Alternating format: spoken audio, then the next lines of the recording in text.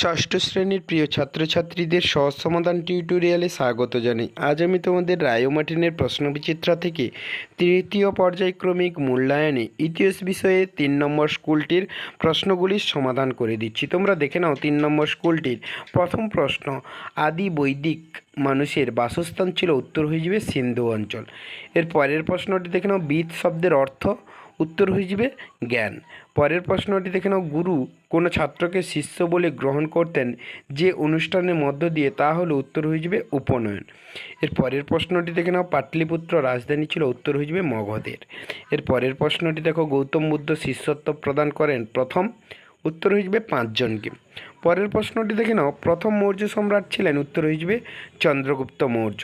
এর পরের প্রশ্নটি দেখে নাও, গুপ্তাব্দয়ের প্রচলন করেন, উত্তর হয়ে যাবে প্রথম চন্দ্রগুপ্ত।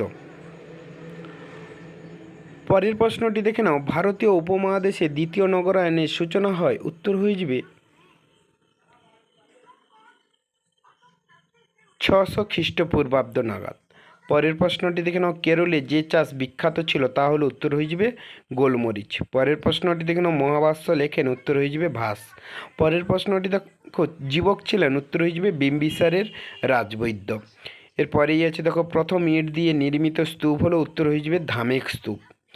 পরের প্রশ্নটি দেখে নাও, কোন গ্রিক ঐতিহাসিক মিশরকে নীল নদের দান বলেছেন, উত্তর হয়ে যাবে হেরোডোটাস। এরপরেই আছে দেখো, মিশরের লিপিকে বলা হতো, উত্তর হয়ে যাবে হায়েরোগ্লিফিক লিপি। দিয়ে দেখো নিচের প্রশ্নগুলির উত্তর দাও। প্রথম প্রশ্নটি দেখো, আদি বৈদিক যুগে প্রধান সম্পদ কী ছিল, উত্তর হয়ে যাবে গরু। 2 নম্বর প্রশ্নটি দেখো, জাদুমন্ত্রের সংকলন কোন গ্রন্থে পাওয়া যায়, উত্তর হয়ে যাবে অথর্ববেদে। 3 নম্বর প্রশ্নটি দেখে নাও, একটি গুরুত্বপূর্ণ মেগালিথ কেন্দ্রের নাম লেখো, উত্তর হয়ে যাবে ইমানগাঁও। 4 নম্বর প্রশ্নটি দেখো, গৌতম বুদ্ধ কোন বংশে জন্মগ্রহণ করেছিলেন, উত্তর হয়ে যাবে শাক্য বংশে। 5 নম্বর প্রশ্নটি দেখো, পার্শ্বনাথ কে ছিলেন, উত্তর হয়ে যাবে জৈন ধর্মের 23তম তীর্থঙ্কর।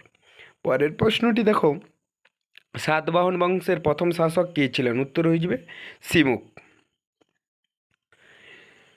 এরপরেই আছে দেখো, কে শিলাদিত্য উপাধি নিয়েছিলেন, উত্তর হয়ে যাবে হর্ষবর্ধন। তারপরের প্রশ্নটি দেখে নাও, ওয়ার কথার অর্থ, উত্তর হয়ে যাবে শহর। তারপরেই আছে দেখো, প্রাচীন বাংলার সূক্ষ্ম সুতির কাপড়, উত্তর হয়ে যাবে মসলিনের কদর ছিল। পরেই আছে দেখো, নালন্দা মহাবিহারের কেবল ব্রাহ্মণ ছাত্ররাই পড়তে পারত, কথাটি ভুল।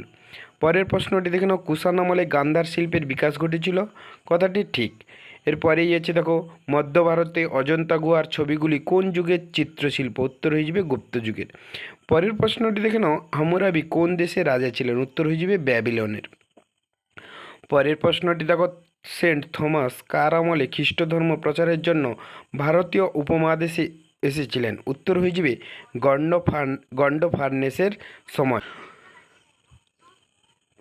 ধন্যবাদ সবাইকে। তোমরা যারা এই চ্যানেলটি সাবস্ক্রাইব করোনি, সাবস্ক্রাইব করে পাশে থাকা বেল আইকনটি প্রেস করে অল নোটিফিকেশনটি অন করে রাখো, যাতে পরবর্তী ভিডিওগুলি পেতে সুবিধা হয়। আর যারা আগের ভিডিওগুলি দেখোনি, প্লে লিস্টে গিয়ে আগের ভিডিওগুলি দেখে নেবে।